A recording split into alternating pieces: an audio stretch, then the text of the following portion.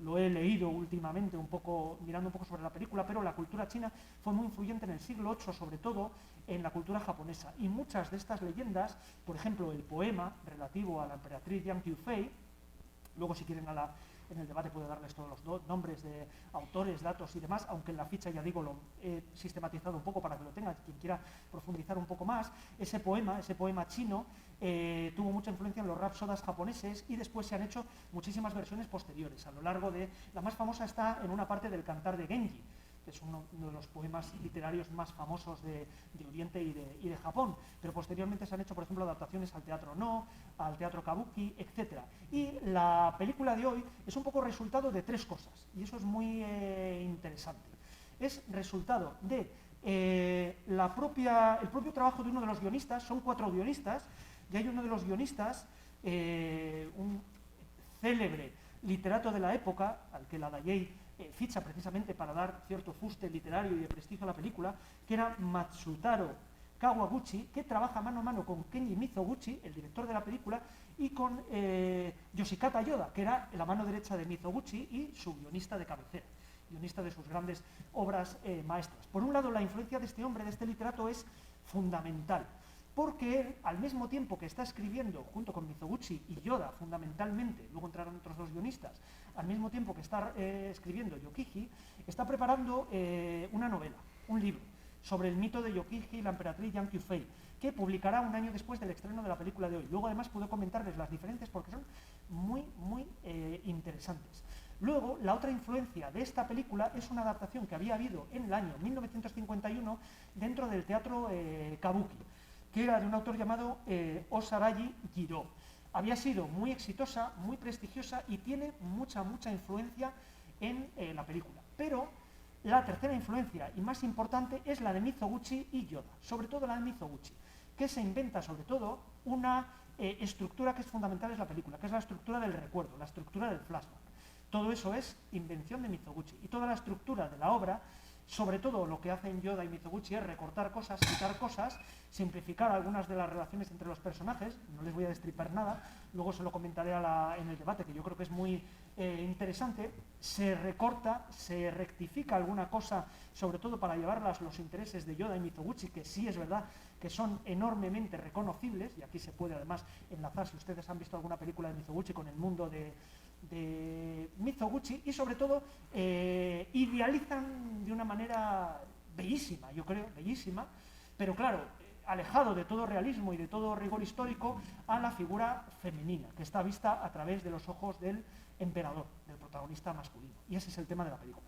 Básicamente eso es la película. Luego podemos añadir alguna cosa, porque es muy interesante en relación con cosas que han suprimido de relación de personajes. También reducen a lo mínimo el componente, digamos, épico de la película, de batallas, etcétera, que aunque es muy importante, todo en la parte histórica, porque esto es una historia que nace, digamos, de un hecho histórico real, pero claro, matizado y embellecido a lo largo de los siglos por el gran poder de la poética, que es mucho mejor el estilo, la forma, el arte, la plástica que cualquier otra aproximación que se pueda hacer de tipo realista histórico, sobre todo cuando hablamos de cine. Pues en fin, esa intervención, digamos, de Yoda y de Mizoguchi es clave, yo creo, para entender la película.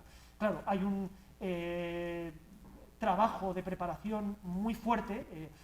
Mizoguchi, junto con los diseñadores de producción, fotógrafo, etcétera, va a Hong Kong y están allí durante varias semanas investigando sobre todo el tema de los colores en la cultura china, etcétera. Quieren adaptarlo muy bien. Se dan cuenta que todo tiene que ser prácticamente una invención, porque queda ya muy poco de aquella antigua cultura china, y el resultado yo creo que es bellísimo.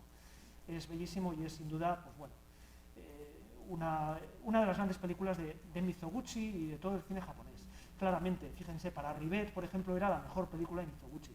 Para Manuel de Oliveira era la mejor película de Mizoguchi. Lo he visto hace días en una entrevista que leí con Mizoguchi, con Oliveira, en la que hablaba, y es curioso, porque sí es una película en cierta forma que anticipa ciertos rasgos. Oliveira ya estaba rodando entonces, ya llevaba muchos años rodando, pero anticipa ciertos rasgos del Oliveira posterior, sobre todo el carácter ceremonial, ritual, que tiene esta película. Puede tener un poco que ver no solo con Oliveira, sino con muchos cineastas portugueses, y sabrán ustedes que el cine portugués además ha tenido una enorme influencia del cine japonés, en cineastas como por ejemplo Paulo Rocha.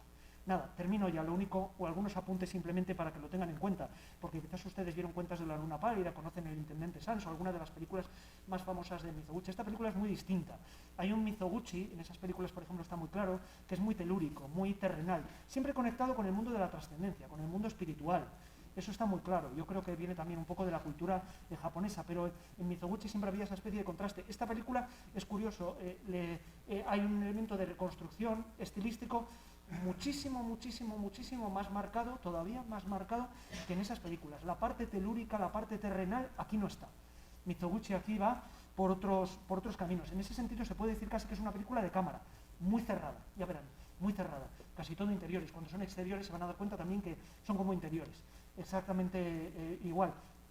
La dirección de actores, el movimiento de los actores dentro del plano es como un ballet de movimientos, está muy marcado. Yo creo que la influencia del teatro japonés está muy clara. No hay otra forma de recrear el pasado, probablemente una historia como esta, que volviendo a eso, a un ballet de movimientos que viene del teatro, no del teatro kabuki probablemente. Aquí yo me estoy excediendo porque no soy desde luego un conocedor en la cultura japonesa, más allá de 4 cosas del cine y la literatura, la música, y desde luego no conozco, pero intuyo que viene un poco por ahí. Hay que tener en cuenta que es el momento más antiguo, digamos, de la historia al que se retrotrae Mizoguchi al rodar. Luego también, en cierta forma, esto conecta con otras películas de Mizoguchi, es una historia de fantasmas.